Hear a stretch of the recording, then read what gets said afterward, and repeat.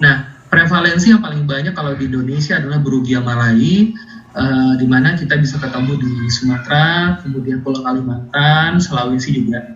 Tapi kalau Wuchereria bancrofti biasa di Pulau Jawa, kalau Brugia timori itu biasanya di daerah Maluku, Ambon, dan nah, sekarang pemeriksaan adalah dengan mendeteksi adanya mikrofilaria di dalam darah. Biasanya mikrofilarianya keluar jam 10 malam sampai jam 2 pagi. Sehingga kalau mau dicek adalah jam 10 sampai jam 2 pagi. Nah, bentuk infektif dari filaria itu adalah larva L3. Jadi larva L3 yang masuk ke dalam darah manusia, nah itu akan menginfeksi kita. Terapinya pakai DEC, diethylcarbamazine. Kemudian nanti kalau mau profilaksis, DEC dengan albendazole, atau bisa juga ivermectin dengan albendazole. Lalu untuk komplikasi yang dapat terjadi adalah lymphedema. Nah, ini lymphedema, jadi nanti aliran balik cairan limfanya terganggu, besar nanti bisa disebut elephantiasis atau kaki gajah. Terus bisa juga terjadi kiluria. Kiluria itu nanti bakal terjadi fistula antara genitourinary tract dengan cairan limfatik, dengan pembuluh limfatik, sehingga nanti isi pembuluh limfatik bisa keluar di urin. Nah, pembuluh limfa itu biasanya isinya adalah protein dan lemak.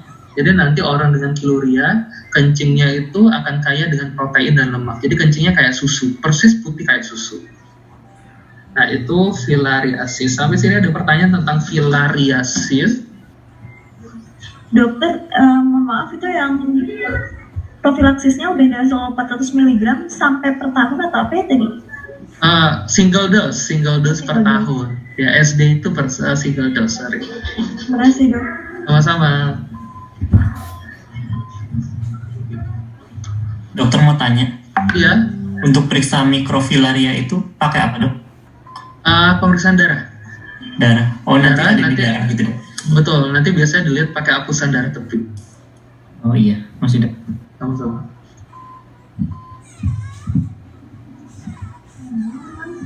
Oke, sekarang kita pindah ke cacing-cacingnya.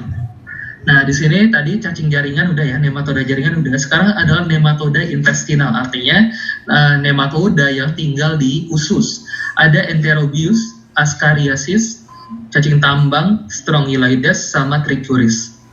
Nah, Enterobius itu biasanya ditandai dengan adanya gejala berupa gatal pada dubur malam hari, dan biasanya kena anak-anak. Nah, kenapa gatal di duburnya malam hari? Karena cacing ini dia migrasi dari intestin ke anus karena dia mau bertelur di situ, makanya gatal-gatal. Pemeriksaan nanti pakai adhesive scotch tape, jadi agak unik, di mana nanti anusnya itu kita tempel-tempel pakai selotip, lalu selotipnya kita tempel ke objek gelas dan carilah telurnya di situ. Biasanya kalau dia positif bakal ketemu telur dengan permukaan oval bikonkaf dan dindingnya transparan. Nah, tata laksananya nanti kita pakai mebendazole drug of choice-nya 500 mg. Tapi kalau nggak ada alternatif boleh alben atau boleh juga pyrantelpamoa. Dan bentuk infektifnya adalah telur. Artinya kita terinfeksi karena termakan telurnya. Lalu yang kedua, Ascariasis atau cacing gelang. Nah, ini biasanya cacingnya itu adalah akibat Ascaris lumbricoides. Nah, cacingnya besar, jadi Ascaris ini lebih besar daripada Enterobius, sehingga nanti dia bisa bikin obstruksi usus, bisa bikin ileus obstruktif, karena saking besarnya.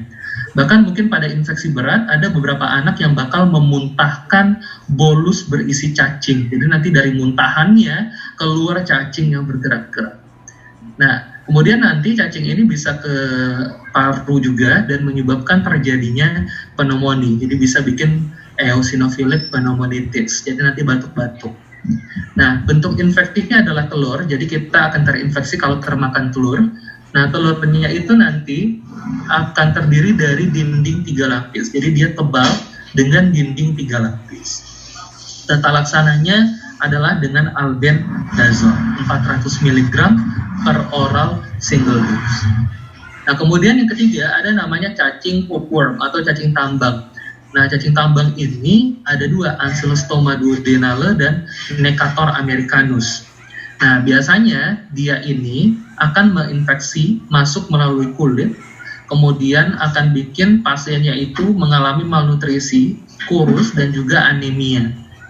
Nah, infektifnya adalah larva, jadi larvanya itu nanti yang masuk ke dalam kulit. Nah, telurnya nanti akan terdiri dari dinding transparan, kemudian ada embrio di dalamnya. Jadi ini adalah dinding yang berisi telur dari si hookworm, Ancylostoma duodenale dan Necator americanus. Jadi biasanya dindingnya itu transparan dan ada embrio di dalam. Nah, kemudian ada lagi namanya Strongyloides. Nah, kalau Strongyloides ini sama, dia menginfeksi melalui larva, masuk ke dalam kulit, kemudian menyebabkan nyeri abdomen, dan nanti dia bisa naik ke kerongkongan, kemudian masuk ke dalam paru-paru. Nah, kemudian jadi batuk-batuk. Nah, yang unik dari Strongyloides ini adalah dia itu kita tidak bisa menemukan telurnya, jadi jarang bisa ketemu telurnya. Jadi bentuk diagnostiknya adalah dengan menemukan larva dari Strongyloides. Nah, biasanya larvanya seperti ini, di mana ujung dari ekornya berbentuk seperti huruf U, atau istilahnya notch tail, jadi kayak huruf U. Beda nanti sama larva dari hookworm. Kalau hookworm tuh ujungnya runcing, tapi kalau Strongyloides dia seperti huruf U. Nah, kemudian ada lagi Trichuris. Kalau Trichuris ini infektifnya telur, berarti kita termakan telurnya, sama bikin diare juga. Dan yang khas dari telurnya adalah dia bentuknya seperti tong atau seperti tempayan. Laksananya nanti dengan mebendazole. Untuk Strongyloides tadi tata laksananya adalah ivermectin. Nah, kalau untuk cacing ini barulah perlu dihafalkan obatnya masing-masing cacing, kemudian sama dosisnya dan juga berapa harinya. Karena kalau infeksi cacing itu rata-rata 4A ya, artinya harus bisa sampai ke pengobatan. Jadi di sini ada meben, ada alben lagi, kemudian meben lagi, dan satu lagi Strongyloides pakai ivermectin. Sampai sini ada pertanyaan?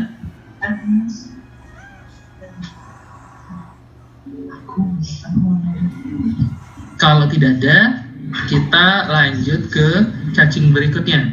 Tadi nematoda udah ya, nematoda jaringan udah, nematoda intestinal udah. Sekarang cestoda. Nah, cestoda cacingnya adalah Taenia atau cacing pita.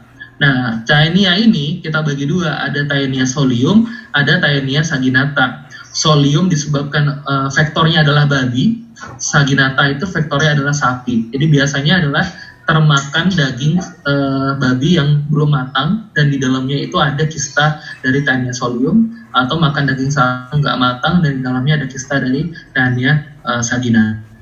Nah, nanti kalau kena maka bisa nyeri abdomen, bisa diare-diare, dan pada pemeriksaan kita dapat menemukan telur dari Taenia. Telurnya itu ditandai dengan bulat, kemudian berstrie radial. Jadi seperti susunan kayak kayak roda. Jadi tersusun secara radial. Jadi ada garis-garis radial.